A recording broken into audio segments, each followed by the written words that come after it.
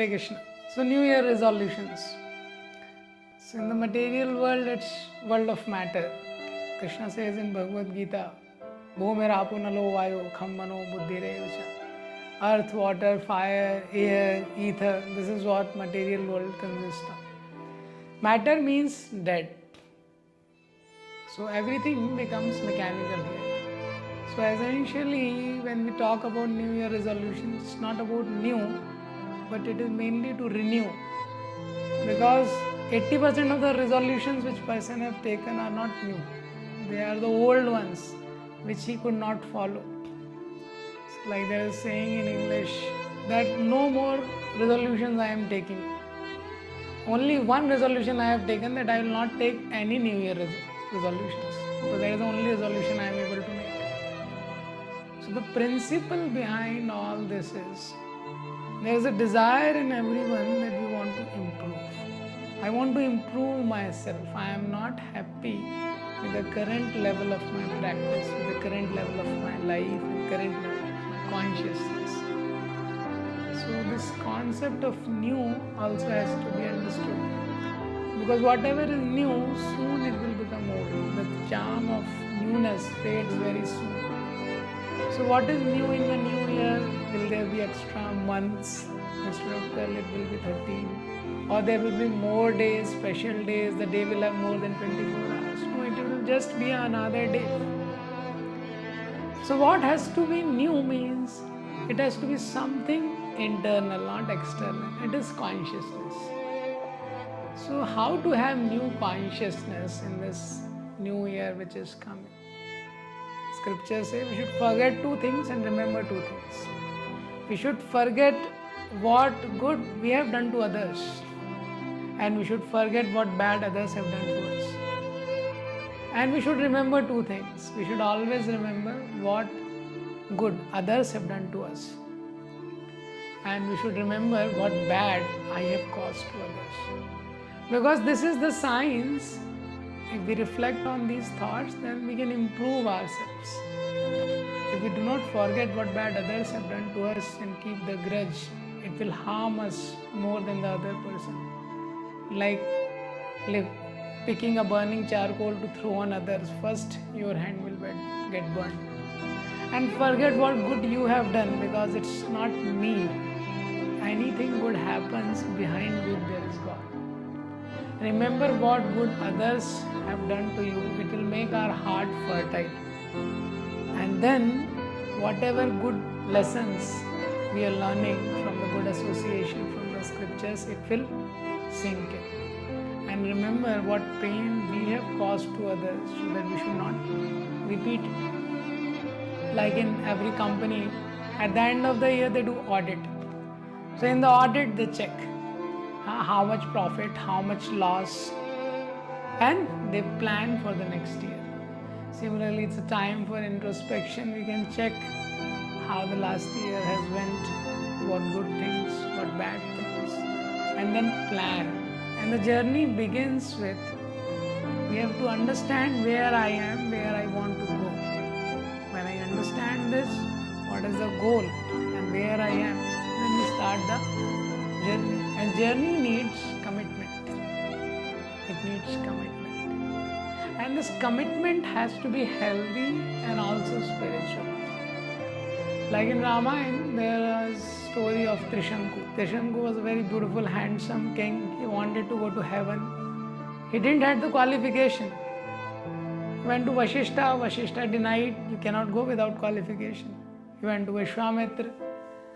Vishwamitra agreed and forcibly tried to send him to heaven. There's a big story. It leads to a lot of difficulty for Vishwamitra, for Trishanku. Trishanku mentality is, people want shortcuts. They use their energy in trying to get some shortcut. They want to attain something without acquiring the qualification of it.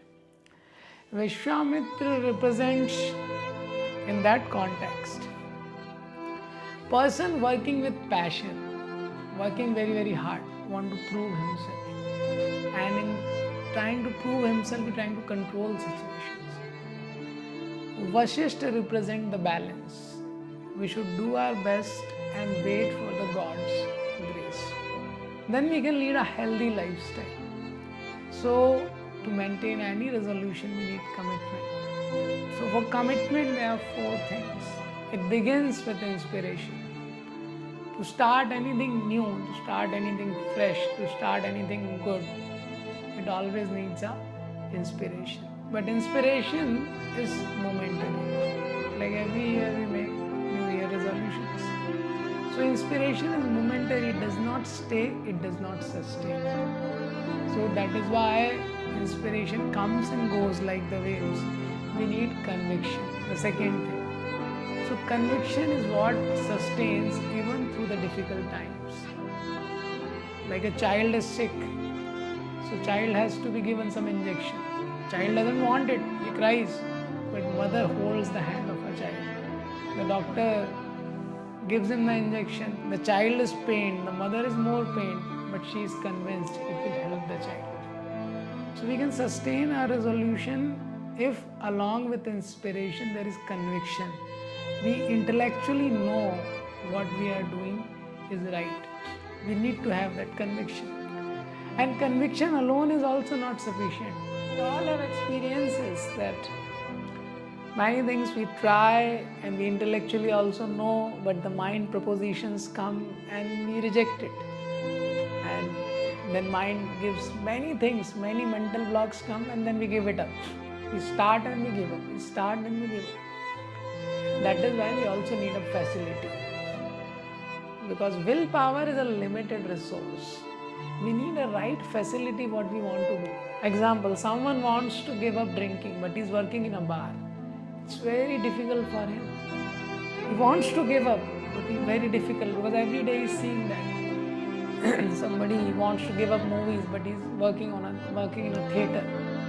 So very difficult to give up watching movies. So we should create obstacles and create path. What does it mean? If you want to give up something, create obstacle between that and you. Like somebody is misusing the internet, then he has to have parental control so that even if he wants to misuse, there should not be a facility that he is able to misuse like that. Because often when mind troubles us, but if the object is not accessible and available, after some time intelligence comes back. Because when mind troubles and mind gets attracted to something, intelligence goes away. But if there is a time gap, then intelligence comes back. And second thing is create a path, create a suitable environment, which is a favorable environment. Someone wants to read, hear, someone wants to chant. So the favorable atmosphere will help him. If he comes to a temple, then it will be easy for him to chant the holy names. If he comes to a place which is serene, clean, then that kind of atmosphere will help him. So that is the point. And along with facility, we need support also, the right kind of association.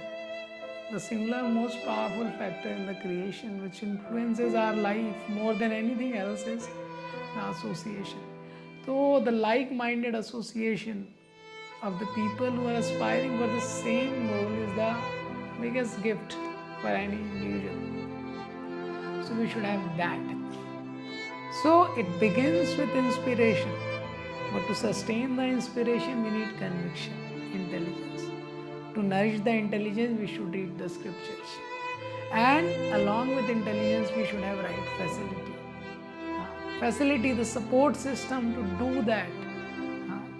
Support system to do that, and obstacles on the path to avoid doing what we are not supposed to do. And the association of those who are aspiring for the same goal.